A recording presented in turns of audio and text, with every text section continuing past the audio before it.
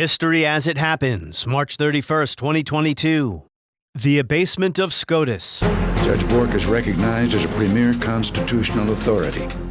His outstanding intellect. Robert Bork's America is a land in which women would be forced into back alley abortions. Griswold involved a Connecticut statute which banned the use of contraceptives. The real record of Robert Bork has been kept from the American people. We're big boys. I knew when I ran for president, everything was free game. 35 years after the Senate rejected Robert Bork, the Supreme Court confirmation process has devolved into political theater of the absurd.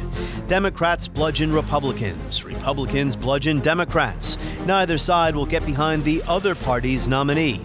If the Supreme Court is so important, why is it treated this way? From Bork to Brown Jackson. Next, as we report history as it happens, a podcast from the Washington Times. I'm Martin DeCaro. As a black American, as far as I'm concerned, it is a high-tech lynching for uppity blacks. To serve as Associate Justice. Mr. Chairman, I'd like to be recognized for a question before we proceed. It is hard to understand why your nomination would generate controversy. This is shaping up to be the hypocrisy here. When you just testified a minute ago that you didn't know if critical race theory was taught in K through 12, I will confess. Senator, I have not reviewed any of those books, any of those ideas. They don't come up in my work as a judge. Can you provide a definition for the word woman? On July 1st, 1987, President Reagan announced his choice to succeed the retiring Lewis Powell on the Supreme Court.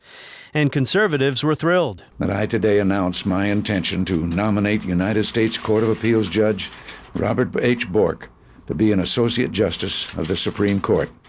His outstanding intellect and unrivaled scholarly credentials are reflected in his thoughtful examination of the broad, fundamental legal issues of our times. When confirmed by the Senate as an appellate judge in 1982, the American Bar Association gave him its highest rating, exceptionally well qualified. Less than 1 hour later, Ted Kennedy shared a different perspective from the Senate floor. The damage that President Reagan will do through this nomination, if it is not rejected by the Senate, could live on far beyond the end of his presidential term. President Reagan is still our president, but he should not be able to reach out from the muck of Irangate, reach into the muck of Watergate, and impose his reactionary vision of the Constitution on the Supreme Court and on the next generation of Americans. No justice would be better than this injustice. And so began one of the most contentious confirmation proceedings in U.S. history, one that would create a new verb in the process. To bork someone would mean to systematically attack or vilify them to prevent them from obtaining office. And to this very day, SCOTUS nominees all follow the same template to avoid being borked themselves, and that is to say as little as possible when sitting in that chair. But if you go back and watch the Bork hearings, you'll notice that he wasn't done in by the hyperbolic attacks of his ideological enemies or even his own blunt style. Bork's judicial record was the focus of most of the questioning and consternation. Here he is explaining why, in his view, there is no right to privacy in the Constitution. Bork had criticized the ruling in Griswold versus Connecticut, which in 1965 had struck down that state's law banning the use of contraceptives. And Judge Bork's questioner here was Joe Biden. There was no, and Justice Douglas ended that opinion with a rather eloquent statement of how awful it would be to have the police pounding into the marital bedroom. And it would be awful, and it would never happen, because there is a Fourth Amendment.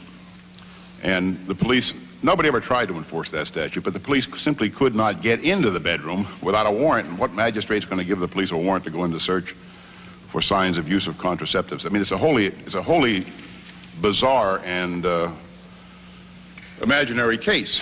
Now, let me say this. Yield at that point, just for clarification. Yes, certainly. If they had evidence that a crime was being committed. How are they going to get evidence that a couple are using contraceptives? Wiretapping? Wiretap. They have a legal wiretap. You mean to say that a magistrate is going to authorize a wiretap to find out if a couple is using contraceptives? They couldn't have law? Unbelievable. Unbelievable. Bork's answers to other questions during the 5 days of testimony were sometimes unsettling, at least to Democrats and liberals, other times bizarre, as when he strayed from his own case opinions and writings. As Sean Wilentz points out in his book, The Age of Reagan, Bork's disquisitions were so out of line with his past statements that Democratic Senator Patrick Leahy asked the judge if he had undergone a confirmation conversion. Is it safe to say then that there's been this metamorphosis of your views from 71?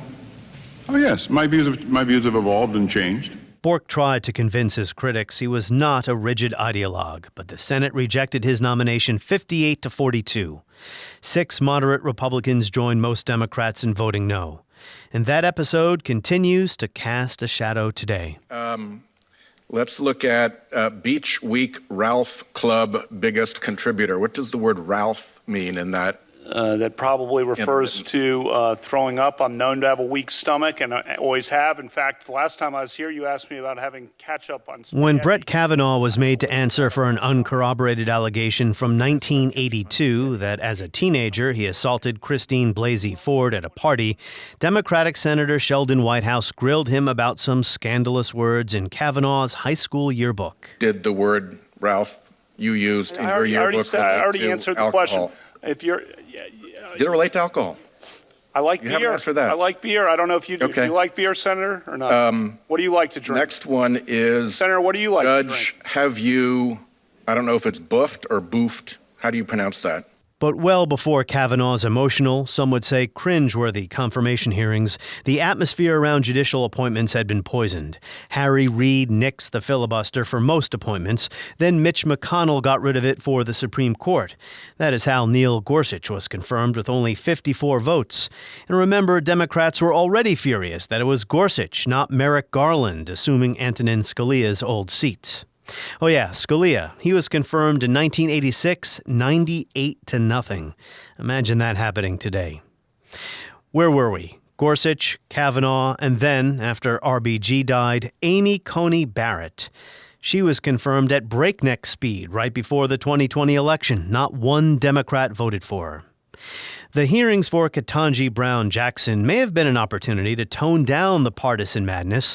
After all, Judge Brown Jackson would replace a fellow liberal, Stephen Breyer, meaning the court would keep its same 6-3 conservative majority. Well, the hearings did not verge into hysteria, but they had plenty of inane moments, as GOP senators like Ted Cruz tried to pin down the nominee about such irrelevant issues as critical race theory and how CRT is being taught in books at Georgetown Day School, where the judge sits on the board. There are portions of this book that I find really quite remarkable. One portion of the book says babies are taught to be racist or anti-racist. There is no neutrality. Another portion of the book, they recommend to babies confess when being racist. Do you agree with this book that is being taught with kids that babies are racist? Senator,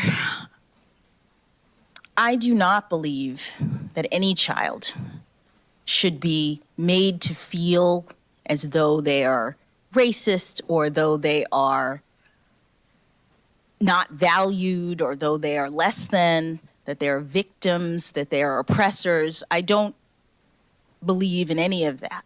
But what I will say is that when you asked me whether or not this was taught in schools, critical race theory, my understanding is that critical race theory as an academic theory is taught in law schools, and to the extent that you were asking the question, I understood you to be addressing public schools. Georgetown Day School, just like the religious school that Justice Barrett was on the board of, is a private school. Okay, so you agree critical race theory is taught at Georgetown Day School? I don't know, because the board is not, the board does not control the curriculum. So whatever your personal politics, we might all agree that Supreme Court confirmation hearings reveal less about the nominees than they do the sorry state of our political climate. We're going to discuss what that means for the Supreme Court, for public perception of the court, with our guest, Lawrence Baum. He's been studying the Supreme Court for about a half century. But first, we're going to check in with the Washington Times legal affairs reporter, Alex Swoyer. Hello, Alex. Hey, thanks for having me. So my first question to you was going to be, what is next in the process? I will remind our listeners that you and I are speaking here in late March, for those who may not listen to this episode until days or weeks afterward. The news this morning, a Republican senator, Susan Collins, will vote to confirm Ketanji Brown Jackson. Are any other Republicans going to join her? We do not know yet. So when she was confirmed to the D.C. Circuit Court last June, she had 3 Republicans support that. It was Collins, Graham, and Murkowski. Graham and Murkowski haven't said whether or not they're going to vote for her. I believe Collins is the first Republican to come out in favor. I know Senator Romney met with her recently and said that he was going to give her a fair look. He's, of course, a more moderate Republican, so it's possible he could vote for her. Senator Graham, though, during the confirmation hearings, grilled the nominee over her child porn sentencing.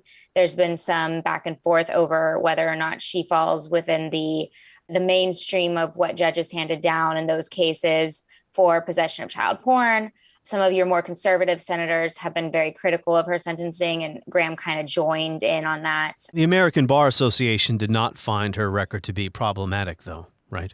That is true. I went back and looked at a U.S. Sentencing Commission report from last year, and it looked at child porn offenders, those that were in possession of child porn. And 60 months is the median judges hand down for non-production child porn offenders. In most of the cases mentioned, she was within that range. There was one that involved an 18-year-old with images of, I think it was an 8-year-old. She only gave him, I believe, 3 months, which drew a lot of criticism from some of the Republican senators. In a normal political climate, I suppose it wouldn't be a big deal when someone from the other party says they will vote for someone, right? But we're not in a normal political climate. I was looking at the confirmation vote totals for the recent Republican nominees under Trump. Brett Kavanaugh confirmed 50-48. No Democrats went along with that one. Amy Coney Barrett, no Democrats voted for her either. Actually, Susan Collins voted against her. These are becoming party line votes. Yes, you're right. I think, though, that Joe Manchin did support Gorsuch and Kavanaugh in their end of their confirmation. So the only one that I believe, and you can double check me on this, is Justice Barrett, that had a straight party line confirmation vote. So it doesn't look like that's going to happen this time. But you are correct. If we look at past nominees, for example, a lot of people look at Justice Ginsburg, the late Justice Ginsburg, because it was obvious where she was ideologically. She had overwhelming support. 96-3. Like the late Justice Scalia, exactly. It has grown increasingly partisan, though I will say I covered this hearing remote, but I did cover the hearing. It was in the hearing room for Justice Barrett and Justice Kavanaugh and Justice Gorsuch. And from my perspective of covering these past 4, this one seemed to be the most civil, I would say, between the two parties compared to the Trump nominees. I think Justice Gorsuch, the treatment of him started with McConnell not taking up Merrick Garland's confirmation. So that was a real sticking point. Democrats were very, very angry about and kind of took it out on Justice Gorsuch at the time. We all remember what happened with Justice Kavanaugh. And then with the passing of Justice Ginsburg and the confirmation of Justice There's Barrett. There's a bitter just before climate the election. surrounding these. Exactly. So it became increasingly political, especially in election years. Gorsuch was confirmed 54-45. All Republicans voted yes, along with Joe Manchin, who you mentioned. Heidi Heitkamp and Joe Donnelly were the 3 Democrats. Briefly, what was the Republican strategy here dealing with Ketanji Brown Jackson? It seems they didn't have all that much to attack her with, and the questions started to roam into the area of irrelevant matters like children's books and critical race theory. The other aspect was linking her to progressive groups that supported her nomination. For example, Demand Justice. Now, Demand Justice is a somewhat aggressive group. They're the ones that had that mobile billboard around D.C. parked outside of the Union Station, Supreme Court calling for Justice Breyer to retire. They also had called for packing the Supreme Court and adding liberal justices to counter the 6-3 conservative majority. So because of their stance and their nature, the Republican senators tried to say, hey, what's your affiliation with this group? They tried to get her to weigh in on court packing issue, if there should be more than 9 justices, because she had support from this group that did. So that was a line of attack. She didn't really go there, of course. It's something that I saw in the past with the Trump nominees. Democrats went after them for their support from conservative groups like the Federalist Society or Judicial Crisis Network. We don't seem to learn all that much about the nominee from these hearings. We learn a lot about how the parties feel. Right. I think my experience covering these is it takes about a year for the new justice to be on the court before we learn a lot about how they judge various issues. I think after a year, they start to become their own. I saw that a lot with Justice Kavanaugh. I think it seems like when he first got on the court, he was going to possibly be the middle vote with Justice Roberts. And then now he's become more conservative, which was when he was first nominated. Some people said that was his record, was more conservative than Justice Roberts. It seems like that's where he's falling on the court. I feel like it's a little recent with Justice Barrett to have an idea of where she'll fall. We might know, come June when we get a bunch of opinions in some of these high profile cases. It had always been highly unusual for a judge to be rejected by the Senate because the Senate usually shows deference to the president. Bork was rejected in 1987, but since then, no one has been rejected, but it certainly looks like we're moving in that direction. The only reason some of these recent nominees were not rejected is because the opposing side simply didn't have enough votes. Right. And then, of course, it used to be a 60 vote threshold, and that changed with Justice Gorsuch. Republicans did away with the Senate filibuster, so the 60 vote threshold for the confirmation of Justice Gorsuch. They said, of course, that they could do that. They saw precedent because Democrats had gotten rid of the 60 vote threshold for lower court judicial nominees. The back and forth with the two parties also has added to the polarization of the court. Alex Swoyer, we thank you for checking in, and you can find all of Alex's reporting on the High Court as well as other legal matters at WashingtonTimes.com. Lawrence Baum is Professor Emeritus of Political Science at Ohio State University, and he has been following the Supreme Court and legal issues for about a half century. Lawrence Baum, welcome back to the podcast. Good to be with you. Our listeners might recall that our very first conversation last year was spurred by some comments Justice Amy Coney Barrett had made about being concerned the court was becoming too political, too partisan, too politicized in the eyes of the public. Well, we're right back to that discussion today because of the confirmation hearings for Ketanji Brown Jackson. Before we get to the performances surrounding her in the Senate, I'm curious as to what you thought of how she did. Did you learn anything about her that you didn't know prior to the hearings? My own feeling is that it's very difficult to learn anything meaningful about a nominee from the hearings. It is such an artificial environment, a situation in which nominees are more than anything else concerned with avoiding saying anything that's going to create problems, that I think it's awfully difficult to get a better sense of them from what happens during the confirmation hearings. And I think that's true of Judge Jackson, as it's been true of other judges. That's a problem, isn't it? Because maybe senators and legal scholars are familiar with their backgrounds, but these hearings are for the public, for people like me who don't study the court, and I want to actually hear what she has to say about things. Well, I can understand that. And given that these 9 people hold very powerful positions, it's natural that we want to understand them better, get a better feel for them. But that's really different from learning something new that's going to be meaningful evidence about how they'll perform as justices on the court.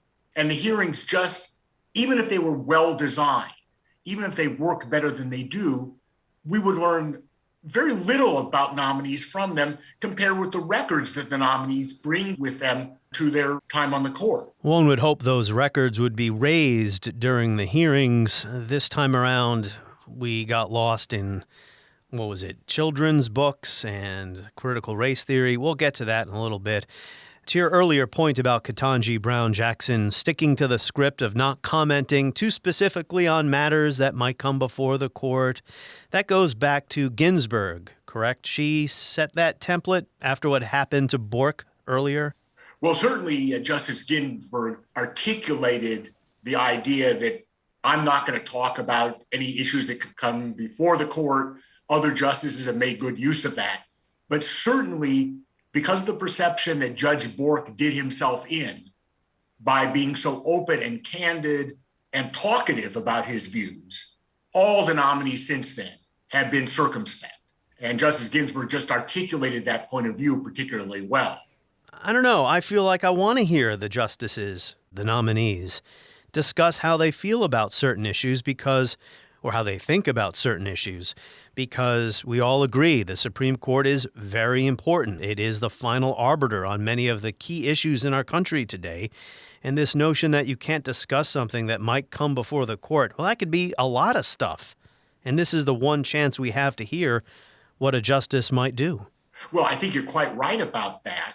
I think there is actually some truth to the idea that justices should not pin themselves down in the things that they say in the confirmation hearings. But the other element is that if justices were forced to express their views, they wouldn't necessarily be their actual views.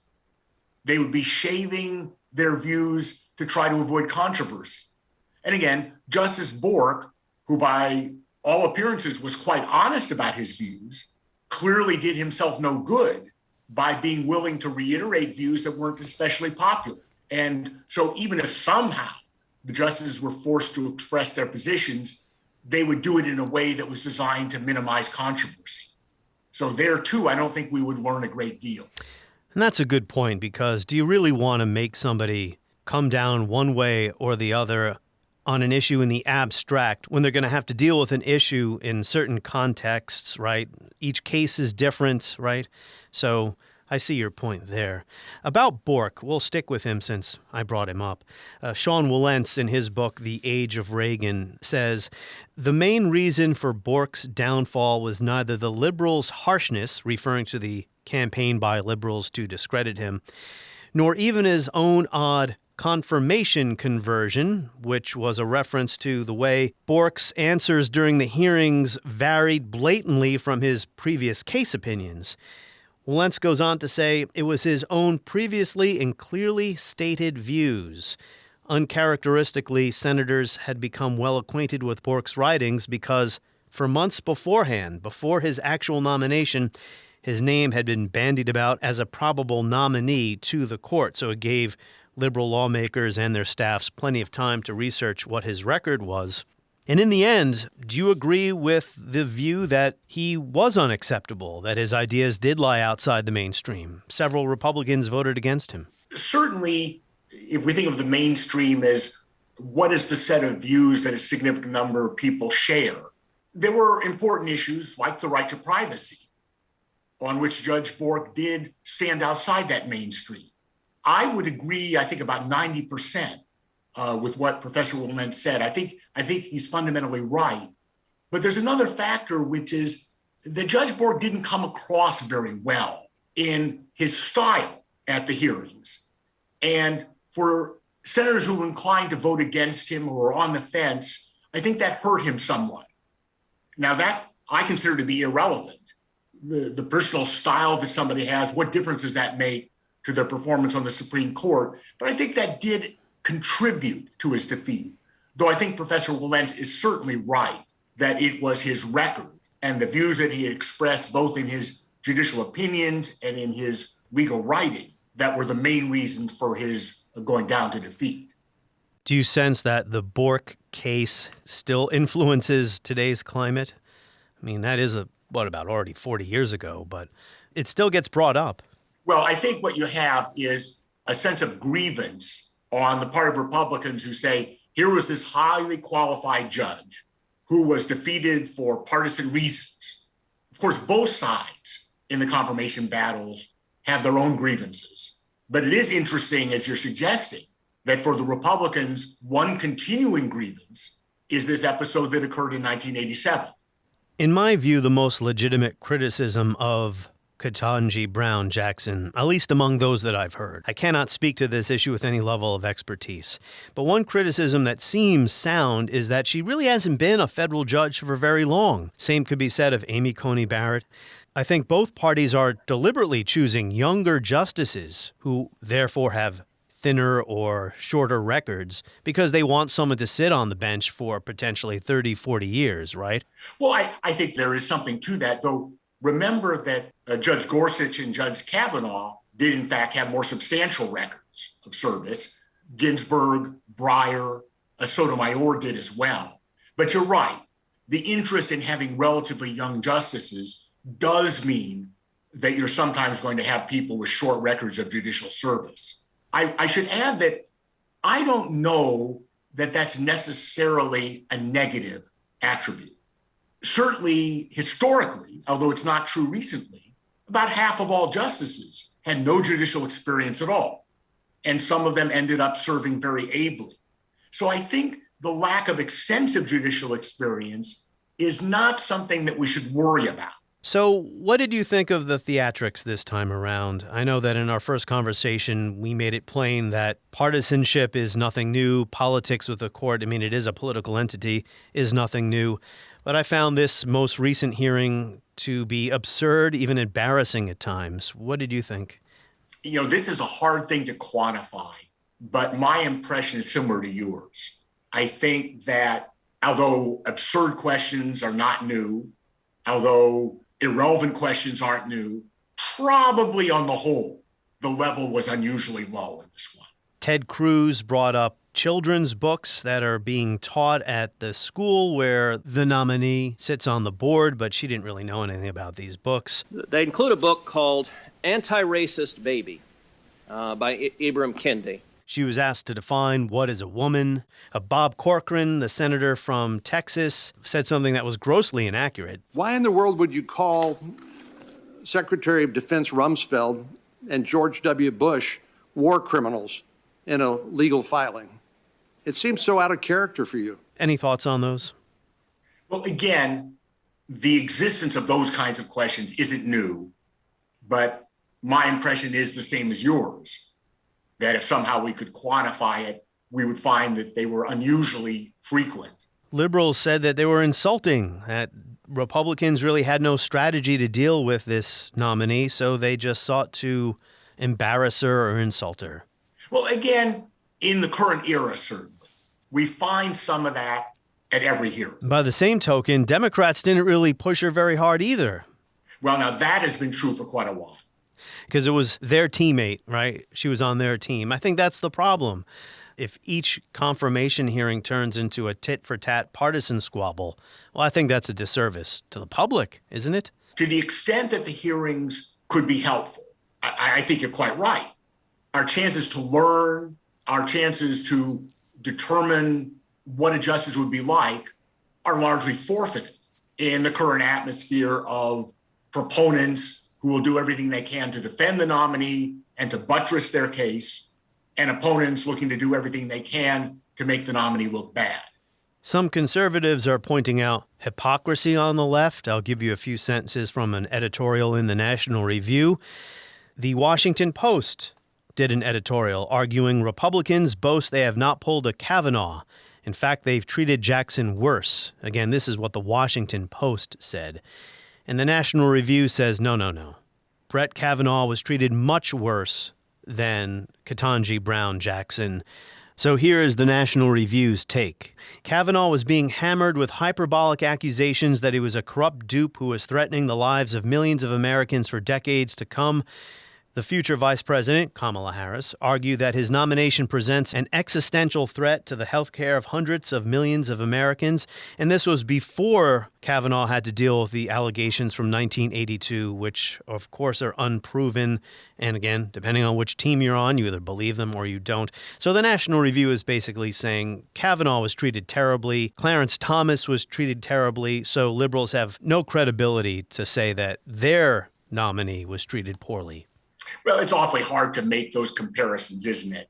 Certainly it is the case that senators and others who are strongly opposed to a nominee often make hyperbolic claims about the harm that the nominee will do.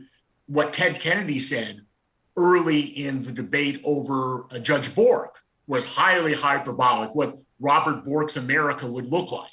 So this is nothing new. So each side can accuse the other side of hypocrisy very easily. Kennedy said Bork was too extreme on race, too extreme on women's rights, too extreme on freedom of speech, too extreme on separation of church and state, too extreme to be Chief Justice. Oh, I'm sorry, that was about Rehnquist. And then, of course, he also attacked Bork as well. Robert Bork's America is a land in which women would be forced into back alley abortions, blacks would sit at segregated lunch counters, rogue police could break down citizens' doors in midnight raids, and school children could not be taught about evolution. Writers and artists would be censured at the whim of government. And the doors of the federal courts would be shut on the fingers of millions of citizens for whom the judiciary is and is often the only protector of the individual rights that are the heart of our democracy. Rehnquist was promoted to Chief Justice prior to Bork's hearings. So you're right. I mean, this goes back a long way. Some would say it goes back to George Washington, right? Well, again, in the current era, we can debate when the current era began, but you can go back to the 1950s. Senators who are strongly opposed to a nominee have made wild claims. And so, as I say, it's very easy for either side to accuse the other side of hypocrisy because they do many of the same things. And I think the problem is this zero-sum partisan brawling. I mean, it consumes so much of our time and energy today. The one place where it doesn't belong is in a SCOTUS confirmation hearing, but I guess I'm naive to think that it wouldn't be there. Well, I appreciate your naivete because you can always hope. Well, they're performing for cable news, it seems, some of these senators. It's interesting that as more and more people pay attention to confirmation hearings, the temptation for senators to use those for their own political benefit becomes enormous. And if you step back, remember, it wasn't long ago that people were saying these would be relatively quiet hearings. After all, this seat wasn't going to make much difference for the balance of the Supreme Court. And Republicans might simply decide, oh, we will go light on Judge Jackson because the stakes are not very high. Lo and behold, pretty much the opposite happened. The temptations are just too great. She may not get any Republican votes, maybe a few. Well, you're right. It will be few or none, which means this will be similar to the last several confirmation votes. So does this mean Supreme Court nominees appointing justices to that court is now a partisan spoil, that Democrats will only vote for Democrats, Republicans only for Republicans, and if there's a difference in party, say Democrats control the White House, Republicans control the Senate, you can just forget about it? It certainly looks like it. I mean, that's certainly what happened in 2016. Merrick Garland. When a Republican-controlled Senate refused to consider a Democratic appointee. And it seems likely that would occur in the future. If there is a Republican majority in the Senate in 2023 and 2024, I think it's quite reasonable to assume that even if there's a vacancy in the court, that President Biden will not be able to get a nominee through. And that extreme level of partisanship is pretty unusual in American history. Wouldn't you say it's bad for our democracy, too? I don't know the answer to that. One could argue if there's a Senate that is on the other side in partisan terms from the president, well, the Senate then has a right to reject nominees. But I know what you're getting at, and I think there's something to what you say, which is that extreme level of opposition does seem to create some potential dangers to it. Well, the two political scientists, Stephen Levitsky and Daniel Ziblatt, they wrote a book called How Democracies Die. I don't know if you had a chance to read that. It's a short book. They talk all the time about mutual toleration and institutional forbearance being the guardrails for a healthy democracy. And we're not seeing that here. There is certainly lingering resentment and bitterness over the Kavanaugh situation in these most recent hearings. Now, when we say this is not Kavanaugh, what do we mean? It means that Democratic senators are not going to have their windows busted by groups. That's what it means. It means that no Republican senator is going to unleash on you an attack about your character when the hearing is virtually over. Liberals are still upset that after Ruth Bader Ginsburg died, McConnell did an about-face in an election year, and they got Amy Coney Barrett through in just a few weeks. So it looks like both parties have, well, the gloves are off on both sides. Well, it certainly doesn't look good. To take something that I know you're interested in, there's a potential for its effect on the way people think about the Supreme Court. And that part of it clearly is bad. Right on cue, there was a C-SPAN Peerpoint survey on public attitudes about the Supreme Court. So, Lawrence, I'm curious as to what you thought of some of these findings. I mean, some of these aren't surprising. 84% of voters say Supreme Court decisions affect their lives, but just 29% say Supreme Court is transparent about how justices decide cases. Why do you think that is? That's a very interesting response. I was intrigued by that myself. I think that to some extent, people may be responding to the mass media who would like more information about what's going on in the court, and so constantly refer to this lack of transparency. I'm not sure how meaningful that set of opinions is. The Supreme Court, in one respect, is pretty transparent. Opinions get written in the cases that the court decides fully, and so one sees reasoning for both sides in a way that you don't see, say, with Congress. On the other hand, we don't see very much about the decision-making process. And there is also this body of work that the court does on what sometimes is referred to as the shadow docket, where in fact we don't get much information about the bases for what the court does in cases that can be pretty consequential. So one can argue that there is too little transparency, but I also think that the general public is responding in part to the mass media talking about lack of transparency. Yeah, how much does the average person, how much effort does that person make to learn about what's going on? Because, as you say, you can hear the audio of the arguments, the decisions are published, you can read them, but there are still no TV cameras allowed in the court. Do you think it's time to change that? Well, of course, for anybody who's interested in the Supreme Court, it would be great fun to watch oral arguments on television.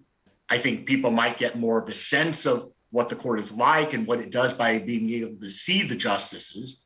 And so probably it's not a bad idea. I don't know that it would make an enormous amount of difference in what people know about the court, but to the extent that people get attracted to the visual along with the audio, there might be even more attention to the arguments in the court than there is now. Could also have a negative, unforeseen or unintended consequence in which there would be more performing for the cameras, right? You would hope. That's right. And performing not just by the justices, but by the lawyers who argue before the court.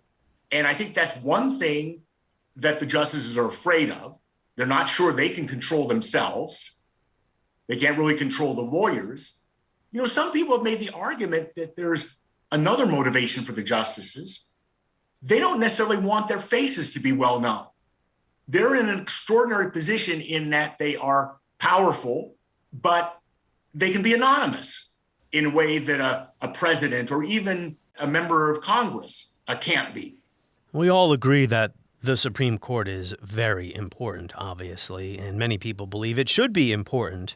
However, according to this survey, only one landmark Supreme Court case is well known to American voters.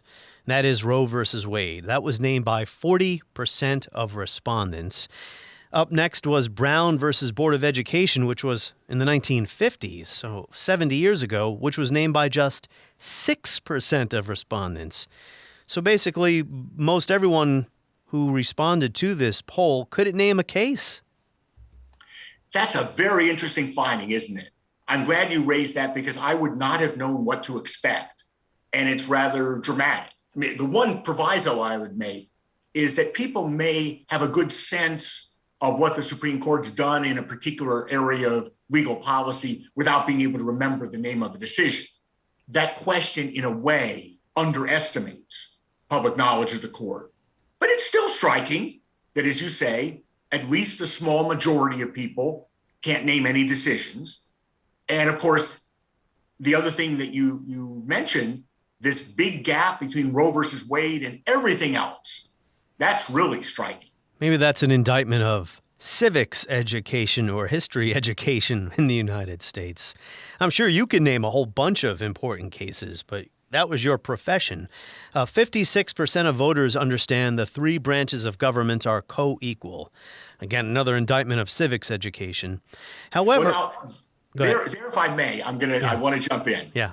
Because I don't know what the right answer to that question is. Exactly. Obviously, the executive branch has become more powerful, especially in the area of foreign policy, despite what the Constitution says about co-equal branches. Yeah, exactly. When you ask the question the way they did, I think they were thinking that people should understand that constitutionally, there's a kind of general idea that the three are equal. But I don't know that somebody who says unequal would in any way be wrong, because they may be thinking of the reality that you were just referring to a moment ago.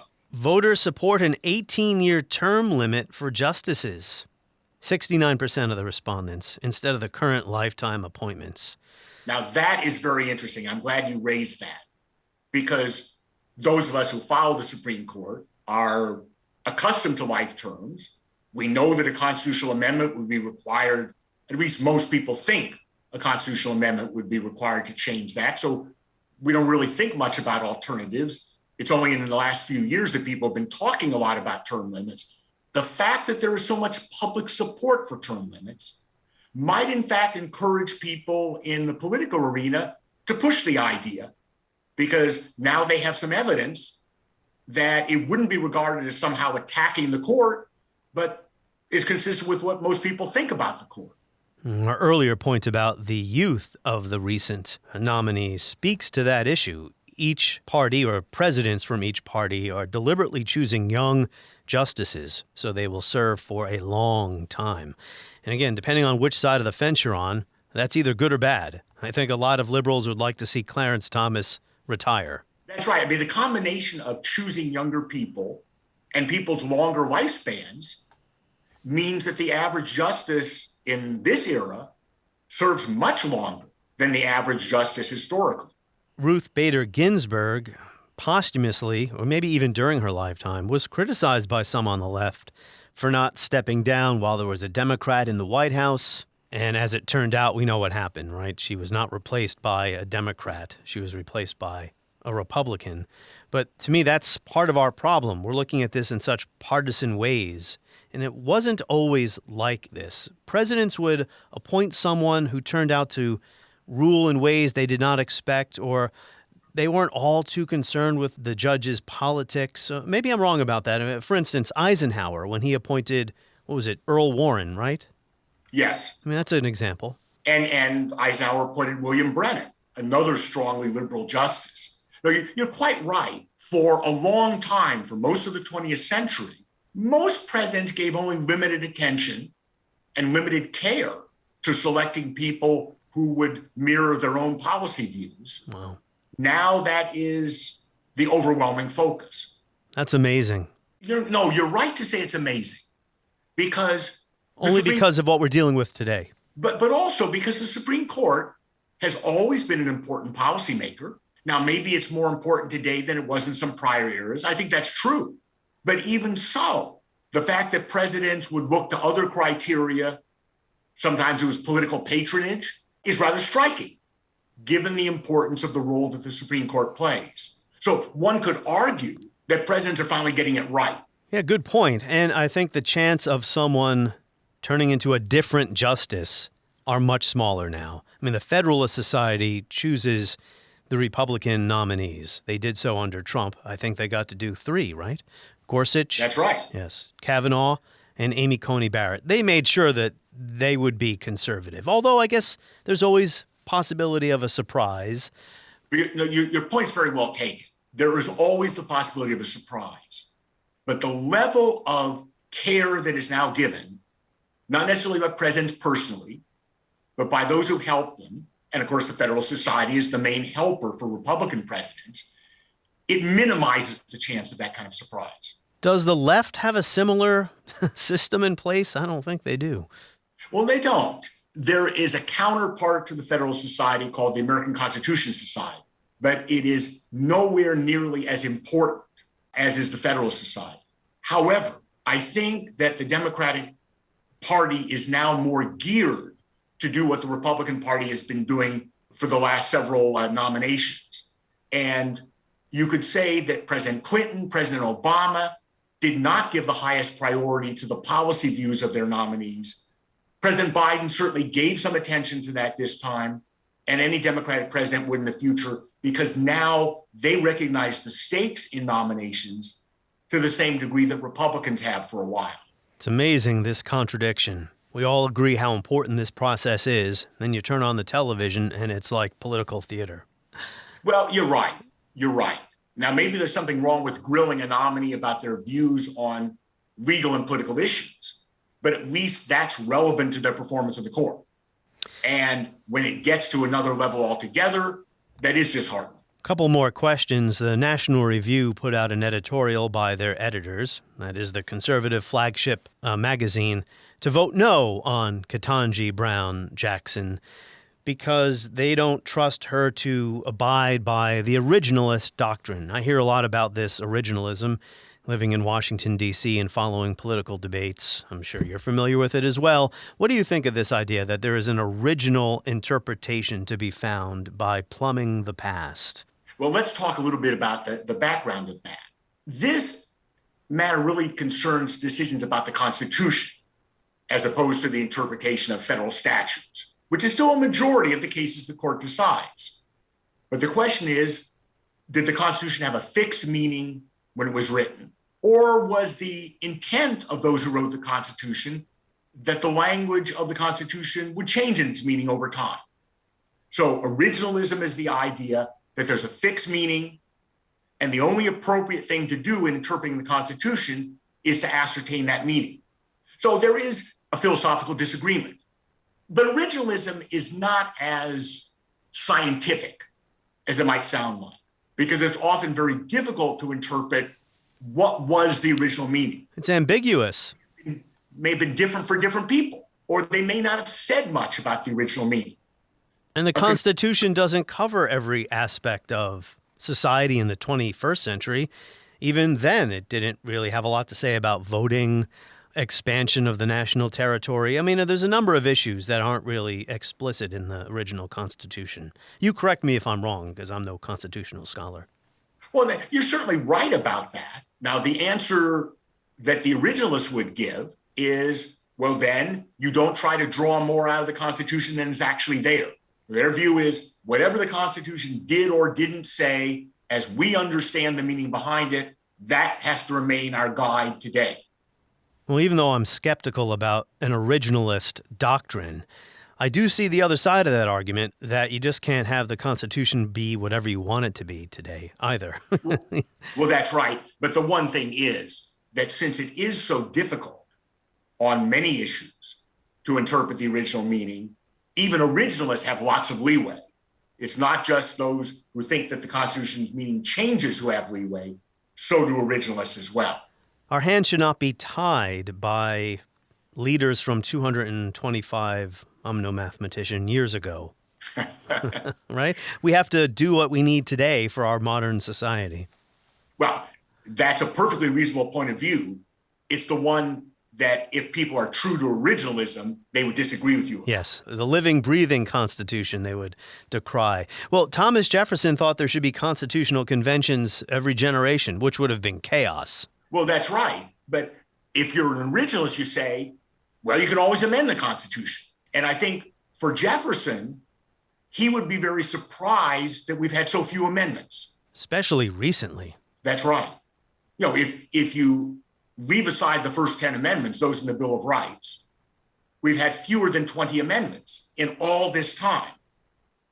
I'm no historian, but my guess is that not only Mr. Jefferson, but the other people involved in the writing of the Constitution would be very surprised that its language has changed as little as it has over all this time. Well, I'm neither historian nor constitutional scholar nor mathematician nor scientist, so you've got me beat at least in one or two categories.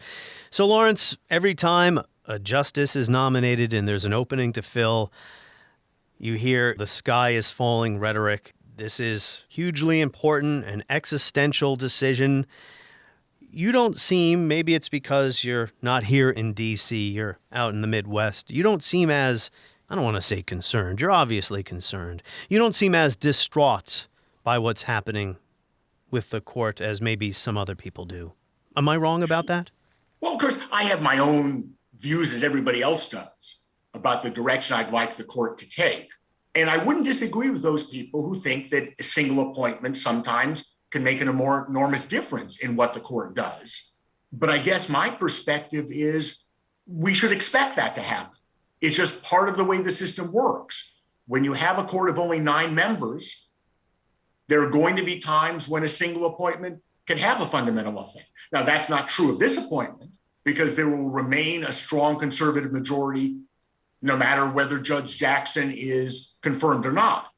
But when people were having this kind of apocalyptic talk for the last 3 nominations, there was a real basis for it. There, the court's ideological balance was in fact going to be affected by the outcome. Well, the abortion issue, especially when Amy Coney Barrett replaced Ruth Bader Ginsburg.